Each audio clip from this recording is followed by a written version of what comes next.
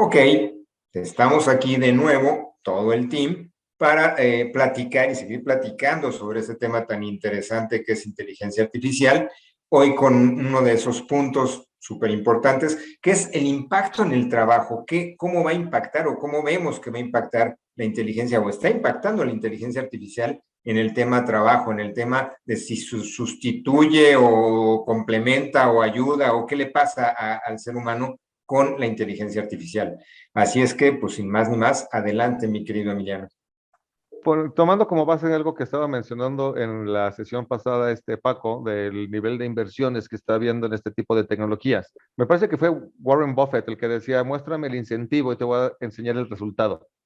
Todo este tipo de negocios o iniciativas o modelos de negocio basado en inteligencia artificial, en inteligencia cognitiva, realidad virtual y todo lo que son las realidades, ya le pusieron XR, o sea, para hacer un genérico intercambiable porque hay realidad aumentada, inmersiva y una serie de conceptos, están siendo sumamente rentables y no sumamente rentables. Están dando pie a que muy pocas personas sean tan millonarios que amasen esas grandes cantidades de dinero, principalmente siendo personas que se encargan de tecnología. Entonces, si tú ves a un Elon Musk, Mark Zuckerberg, Jeff Bezos, que son los principales exponentes que están haciendo las inversiones para llegar a todo esto, pues hay un motivador muy grande para hacer inversiones muy fuertes. Y aunque no lo crean, sí están pensando en la gente, porque ellos mismos llegaron a la conclusión, oye, pues como que con todo esto vamos a dejar sin trabajo al planeta. Entonces, inclusive estaban viendo cómo hacer algo que le llamaron el ingreso universal, donde es un salario, o vamos a pensar un ingreso que tienes derecho simplemente por ser humano. Porque si hablamos del grueso de la gente que no va a entrar en trabajos especializados, porque todo este tipo de tecnologías también generan nuevas fuentes de trabajo para tirar código en inteligencia artificial, para hacer algoritmos cada vez más complejos, pues a choferes de Uber, a choferes de camiones que próximamente perderán su empleo porque ya el coche es autónomo, ellos mismos no van a tomar los nuevos puestos que se están gestando, porque no tienen la preparación en inteligencia artificial. Y hay algo que estoy viendo muy grave, digamos, ¿de quién es la culpa? O sea, ¿en dónde parte el gran problema de que todas estas nuevas tecnologías estén dejando sin trabajo a la gente? O sea, vamos a hacerle como la revolución industrial, que vamos a agarrar a palazos a las máquinas, vamos a hacerle como los taxistas que agarraron a palazos a los Uber, ¿no? O sea, vamos a ir a hacer un plantón enfrente de Silicon Valley, porque por su culpa nos dejaron sin trabajo. Yo veo que hay una razón de base y de mucho peso que viene mucho antes de todo eso. Está avanzando muchísimo más rápido la tecnología que los modelos educativos del mundo. La persona promedio, inclusive siendo los mejores de la escuela, no nos dan las herramientas o los elementos, o nuestra educación no está enfocada para tomar ese tipo de trabajos. Actualmente seguimos con planes de estudio sumamente obsoletos donde están enfocados para que seas un profesionista y seas un godín ejemplar, que ocupes un trabajo en una empresa haciendo una tarea repetitiva. Y así se está educando a todos los niños, a todos los jóvenes, ¿sí? Y ya no solamente por moto propio, por ejemplo, en México, ya una persona que es autodidacta, que se meta, pues ya lo tiene que hacer él solo. O sea, todo el desarrollo simplemente de código, o sea, simplemente de programación, no está en todo el plan de estudios de la SEP, en ningún nivel. O sea, de código básico, o sea, no estoy hablando de inteligencia artificial, simplemente programación, o sea, como materia.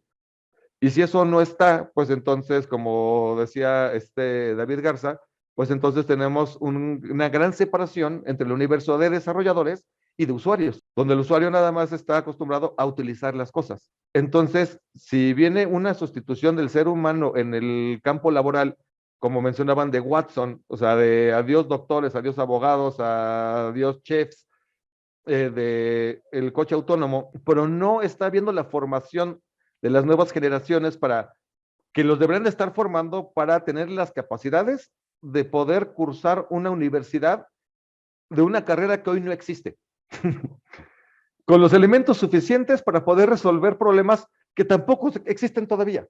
Entonces, más que echarle la culpa al gobierno o a la gente, todo eso, también como por ley de Moore, está creciendo la parte tecnológica de manera exponencial, el conocimiento humano no está aguantando el paso, pero por mucho. Entonces ese sería mi comentario. Bien, bien. Adelante, equipo, más para complementar. Bueno, sí, creo que el tema del empleo, la mayor parte de los trabajos se transformará. O sea, no van a desaparecer, sino que se transformarán la mayor parte. Otros va a disminuir la demanda, como el caso de conductores. Otros sí de plano desaparecerán, seguramente muchos de trabajos más simples. Pero también se crearán nuevas ocupaciones. Y tan así como se mencionaba, actualmente hay un déficit de más de 2 millones de programadores. Entonces, y si hablamos de data science, de inteligencia artificial, igual se van a crear demanda de trabajos mejor pagados en volumen, pero también va a haber diferencias de acuerdo a las diferentes regiones del mundo. Y en general también otra cosa que se hablaba en otro programa, David por ahí comentaba algo interesante, que también lo que va a cambiar es que en general se requerirá mayor creatividad y toma de decisiones por parte de los humanos. Y le dejaremos a las máquinas las tareas simples y repetitivas. Esto va a llevar a que, como la mayor parte se va a transformar, se va a requerir, y las escuelas no están listas, como comentaba Emiliano, pues se va a requerir de nuevas habilidades y conocimientos, y se va a requerir de una revolución educativa y también de un reentrenamiento masivo para la fuerza laboral. En el caso de la revolución educativa, en muchos aspectos, porque decíamos, tiene que ver con el aspecto técnico de enseñar algoritmos, pero también tendrá que ver con retomar algunos aspectos como la parte de valores, la parte de saber incluso cosas que ahorita los jóvenes no saben, cómo manejar el tiempo en el celular, las redes sociales, cómo aspectos de incluso de seguridad dentro de ese movimiento. Y también habrá un gran cambio hacia las artes y el entretenimiento. Y veremos, así como con redes sociales empezó la creación de personas que en YouTube o Instagram volvieron su forma de vida, seguramente con el metaverso igual habrá, de hecho ya hay en China, por ejemplo, jugadores de juegos virtuales que pues empiezan a ganar lo que gana un futbolista, ¿sí? Así de millones de dólares. Y entonces también la tecnología siempre ha permitido que las personas avancen de tareas de la agricultura, después a la parte industrial, después a la parte de servicios, y ahora también permitirá que mayor gente pueda, ya sea temporal o con más o de profesión, se dedique a cosas artísticas, ¿sí? A la música, a la pintura, al cine, etcétera. Entonces creo que el otro aspecto importante es decíamos, quién gana, quién pierde. Eso ha sido en todas las revoluciones tecnológicas. El problema es de que como humanos tenemos una cultura occidental egoísta. Entonces, en realidad no debemos de ver que van a faltar trabajo, sino que en vez de trabajar 40 horas, debemos ir bajando a 28 horas, a 24 horas, a 20 horas para producir lo mismo. El problema es de que los empresarios lo ven desde el punto de vista de decir, bueno, pues yo lo que quiero es generar mayores utilidades y no compartirlas y llegar al aspecto que se comentaba de ese ingreso fijo, ¿sí? Entonces, toda esa parte pues seguramente también tendrá impactos y pues esas diferencias seguramente también causarán conflictos y manifestaciones y demás. Pero en resumen, no nos va a sustituir, sino que nos va a enriquecer el trabajo y el reto pues, será el hacer ese cambio en poco tiempo de recapacitar a una gran número de fuerza laboral. Adelante, David. Muchísimas gracias. Pues qué grandiosos comentarios ha habido en esta parte, ¿no? Todo esto de las sustituciones es un asunto delicado que hay que tratarlo con mucho cuidado, pues porque siempre ha sido algo que se lleva las vidas de unos, pero también es el albor de las vidas de otros, ¿no? Y hay muchos libros que podemos hablar al respecto, ¿no? Quizá uno de los que quisiera hablar, uno de los varios que tengo aquí, es este libro que se llama La estructura de las revoluciones científicas. Aquí habla acerca de los paradigmas, ¿sí? Cómo los nuevos descubrimientos que atraen consigo cambios paradigmáticos, normalmente no son apoyados por la gente que ya está, sino por las nuevas generaciones, ¿sí? ¿Por qué? Porque la gente que ya está tan apegada a sus creencias, a sus netas, a su forma de pensar, a que a ellos les salió bien esto durante tantos años, que no tienen por qué cambiarlo, ¿no? Y entonces los avances científicos han ocurrido en mentes que están adelantadas a su época, que son tomados como locos, como chiflados, como gente que es en muchas ocasiones hasta pues descalificada y todo eso por sus colegas. pero las nuevas generaciones son los que retoman estas paradigmas nuevos, estas nuevas propuestas, las llevan a cabo y se dan cuenta de que eran buenas y de que normalmente llaman a este tipo de personas visionarios, ¿no? O personas adelantadas a su tiempo y todo ese tipo de detalles. Bueno, pues con base en ese libro también, pues este libro de Harari, ¿no? Las 21 lecciones para el siglo XXI, tiene muchas sugerencias basadas en ese tipo de detalles. Es imposible detener el avance del tiempo. Es imposible y en eso se incluye a la inteligencia artificial. La inteligencia artificial llegó para quedarse, se seguirá desarrollando y lo que suceda con nosotros no es culpa de la inteligencia artificial, es culpa de nosotros, ¿sí? Que si la inteligencia artificial logra hacer un trabajo que nosotros hacíamos, es porque era repetitivo. O sea, para explicarlo en un modo más o menos técnico, todo aquello que pueda convertirse en un algoritmo es susceptible de ser automatizado mediante la inteligencia artificial o mediante cualquier otro medio, ¿sí? Lo mismo pasó en la revolución industrial, donde se automatizaron los telares, ¿no? Y se sacó un algoritmo a través de eso para poder hacer que los telares hicieran los bordados que hacían antes las personas a mano, algo que se pensaba que no podía hacer una máquina. ¿Qué pasó? Bueno, llegaron los telares, las personas que no quisieron cambiar hicieron revoluciones, hicieron huelgas, y a final de cuentas se fueron quedando en el camino poco tiempo después. Las personas que evolucionaron hacia, bueno, ok, ya no voy a tejer, lo que voy a hacer es que voy a hacer otra cosa, o las nuevas generaciones empezaron a encontrar otras necesidades, como por ejemplo, reparar los telares, ¿no? O hacer agujas o confeccionar hilos, no sé, lo que fuera, ¿no? Y eso debería ser la forma de ver las cosas, que también lo establece Andrés Oppenheimer en este libro de Sálvese quien pueda, ¿no? Donde ese mismo detalle que menciona Harari, de que las máquinas vienen, de que la inteligencia artificial viene a hacer todas las tareas repetitivas, toma totalmente en cuenta que si por alguna razón el trabajo que tú haces es posible convertirlo en un algoritmo, estás en riesgo de ser sustituido por un autómata, ¿sí? Y muchas de las actuales funciones repetitivas que realiza una persona se irán sustituyendo paulatinamente, como ha pasado a lo largo de muchísimos años. Como bien me citó el gran Paco en su comentario, aquí el secreto no es limitar el avance, más bien promover la preparación de las personas para que tengan la capacidad creativa de hacer algo que la inteligencia artificial sea incapaz de realizar en la actualidad. ¿Y cuál es el secreto? El secreto es desaprender.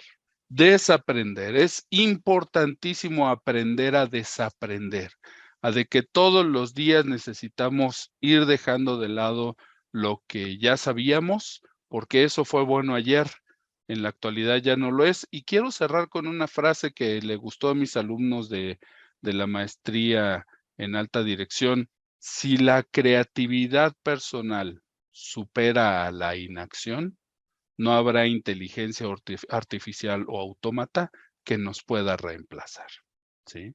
O sea, el hecho es no quedarse inmóviles, sino seguir siendo creativos, que no se pueda algoritmar lo que hacemos para que entonces no haya un autómata o una inteligencia artificial que nos pueda sustituir. Correcto. Adelante, Israel. Mi estimado David, hubiera cerrado tú la sesión, ¿por qué me dejaste al último? Ahora ya nada más lo que voy a decir es como, sí, pues tiene razón David y ya voy a cerrar ahí. A ver, creo que mi estimado David creo que entiende y esto es algo que seguramente no ha visto de ayer, creo que ha estudiado muchísimo. Esos libros se me hacen muy interesantes, algunos lo he tenido oportunidad de leerlos, algunos no. Pero creo que aquí lo interesante es la resistencia al cambio, creo que es una de las claves importantes. lo hemos visto, o sea, no por la inteligencia artificial, creo que la resistencia al cambio siempre ha existido. Es decir, sí, o sea, lo podemos meter en inteligencia artificial, perdón, en la revolución industrial, pero hemos visto incluso desde Uber, cuando llegó aquí, desde el home office, que yo creo que es algo que muchas empresas aún se resisten, aún son como de, no, ¿cómo no vas a checar? O sea, espérate, o sea, ¿cómo no vas a dejar de, si no te veo ahí, ¿cómo sé que no estás en el celular? ¿Cómo sé que no estás viendo a tus hijos? ¿Cómo sé? Justo creo que ese tema de que incluso las empresas hoy en día tienen que desaprender a llevar un giro, porque probablemente muchas empresas vayan a perder muchos empleados por ese sentido. O sea, van a haber mejores prestaciones en el tema de acción remota que, a ver, creo que en su mayoría preferiría lo remoto. O sea, creo que independientemente de lo de la pandemia que estábamos encerrados, creo que de todos modos lo remoto está súper bien porque, a ver, imagínense todo el traslado, o sea, el tráfico, o sea, no sé, o sea, creo que después no sé si llamar esto post-pandemia, pero, o sea, después de que empezó todo el sistema del tráfico, igual, o sea, ya no me acordaba cómo se sentía la desesperación del estrés de decir, ya avánzale, ya avánzale.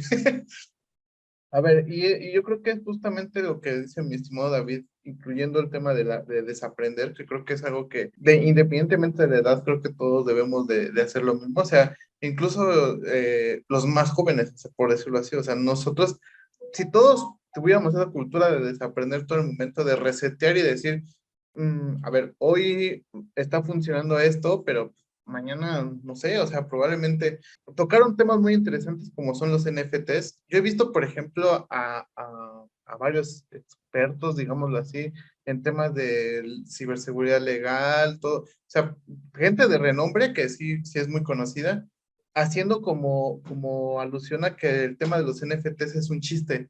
A ver, probablemente los NFTs tengan que evolucionar y sé que es otro tema, pero creo que justamente hay esa resistencia al cambio que no debería de existir en ningún momento. Sí es delicado, como dice David, o sea, es un tema que a lo mejor podemos cometer el error de hablar desde nuestro privilegio, porque también puede pasar eso, o sea, hay un posible sesgo, por eso creo que es complicado.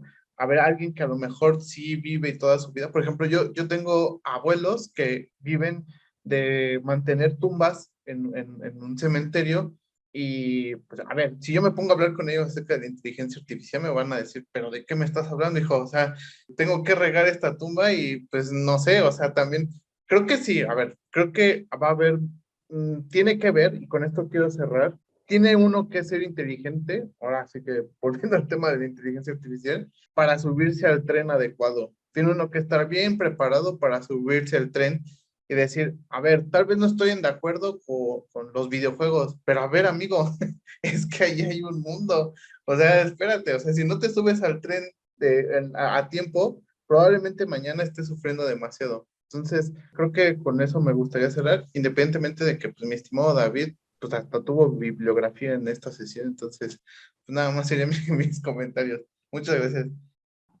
Perfecto, sí, sí. Bueno, mi parte o mi comentario en este sentido del impacto es que más que tratar de predecir qué va a suceder, mi deseo es que la humanidad sea lo suficientemente inteligente, como bien decía David, como para seguir teniendo, pues digamos que algo encima o algo adelantado a lo que es la inteligencia artificial, pero en ese sentido seamos capaces de regular, no de controlar, la palabra no es controlar, sino de regular cómo tiene que ser esa transición para evitar justamente las crisis que ha habido en el pasado, ¿no? Desde que se inventó la rueda y después la máquina de vapor y bla, bla, bla, y todo eso nos llevó a revoluciones, evitarla en esta ocasión. Creo que tenemos ya la suficiente información en el pasado como para saber que eso puede darse y entonces evitarlo teniendo mejores ideas, ¿no? Es más que otra cosa un deseo, más que decir, oye, esto es lo que va a suceder, espero que así vaya a ser para que podamos realmente hacer una transición como debe de ser, ¿no? Y permanecer en ese sentido bien.